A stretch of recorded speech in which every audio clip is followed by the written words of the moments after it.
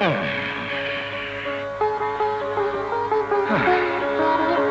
আল্লাহ, চাকরিটা যাতে হয়। যাই, মাকে সালাম করি। মা, মা, ওষুধ খাওয়া হয়েছে? হ্যাঁ বাবা, খেয়েছি। আচ্ছা। এখন তুই কোথায় যাচ্ছিস? একটা চাকরির ইন্টারভিউ দিতে। তুমি আমার জন্য দোয়া করো মা।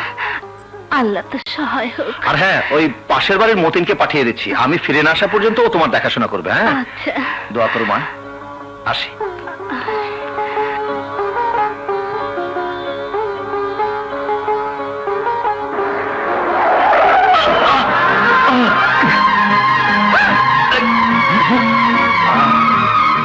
আরে শাকিল ভাই, তুমি?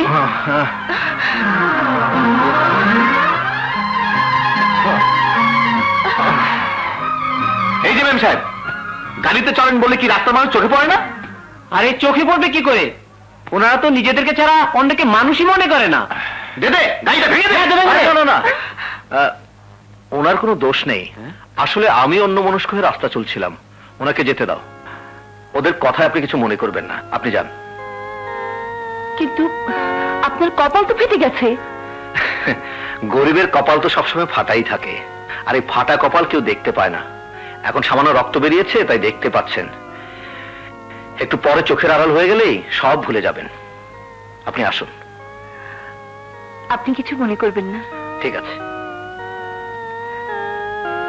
শোন, ঘরে মাকে একা রেখে এসেছি, তুই মার কাছে থাক, আমি একটা চাকরির ইন্টারভিউ দিতে যাচ্ছি। কি বললে? চাকরির ইন্টারভিউ? হ্যাঁ। চাকরিটা হয়ে গেলে কিন্তু পেট ভরে পোলাও খাওয়াতে হবে। আগে হোক, পরে খাওয়াবো। হ্যাঁ, হ্যাঁ, হ্যাঁ। চলি।